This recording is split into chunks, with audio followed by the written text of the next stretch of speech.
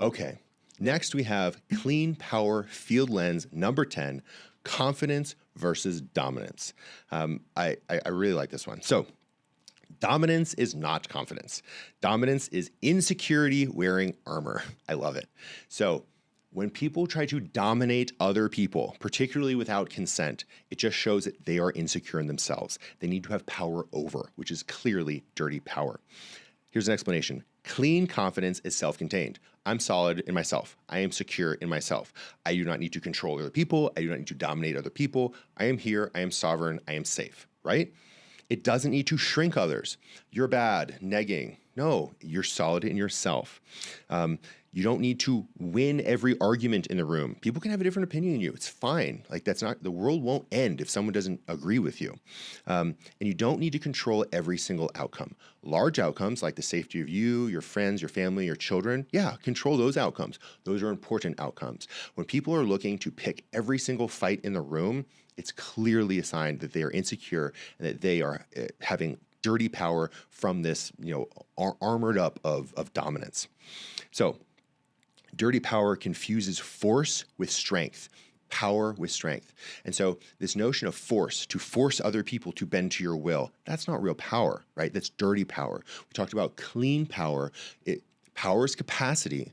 Clean power is capacity with clarity, with consent, with, as a lantern. And when we have dirty power, it is forceful with manipulation, control, and extraction. Okay, here's a field tale. Confidence invites. It's curious because you're solid, right? Like you walk into a room and you're curious. Someone could say something like even horribly racist. You'd be like, what do you mean by that? I'm thinking of an example. I happened to have been late here recording in the studio, and Yuval, the CEO, was like, "You're late 2 times in a row." I was like a little pissed off. Like I could have gotten mad, but confident. I was like, "Okay, here I am. I'm going to show up.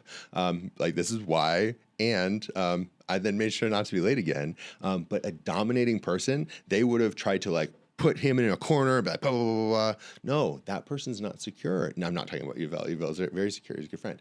But a person who has this dominance of armor, they feel like they're constantly under attack. Okay, why? From an internal family systems perspective, these people have wounded parts inside of themselves that need to be integrated. They need to be unburdened. And internal family systems have protocols on how to actually address these. And I do this in my coaching program all the time. I've had to do it with myself, and I lovingly do it with other clients from a compassionate place of understanding, why are we so armored up? Now, it's okay to have armor. Our skin is armor, right? Armor from the elements, armor from macrophages, armor from bacteria, armor from the rain, rocks, if people throw rocks at you. It's okay to have armor, but we want that armor to be serving a purpose. If we have a wounded part that is, really needing help and healing, we want to heal that. So here's a litmus test. Am I expanding the room, or am I taking the room hostage? Okay, so am I giving space for other people to share, learn, and grow, to have different opinions than me? Am I learning? Am I being curious? Or am I shrinking people's perspectives? Am I being forceful? Am I trying to dominate and control them? Do people become more honest around me or more performative? It's a very important distinction. So when I'm with other people, do these other people share freely, openly, and honestly? Do they feel safe enough to actually be themselves and talk freely? Or are they just trying to, perform? Oh no, I don't want to say the wrong thing. Oh, this person's going to get mad at me. And they're just yes men or yes women. Or are they dominating too? Is it a performance? Are they puffing up their chest? Both are bad. Okay, here's an experiment. In your next conversation, try one expanding move to make the room a more expansive place. Use curiosity, space, sometimes it's just asking questions and then being silent, or praise with no hook. I do this all the time. If there's something about a person I like or respect, I comment on it. Hey, you have really great form in the gym. Oh man, I really like that jacket. That looks really good on you. I don't make that up. I'm not lying. That's real. And that gives the opportunity, one, for these people. I'm thinking about this guy at the gym. This really cool fit on. He matched his hat, his shorts, and his shoes in blue, and the rest was white.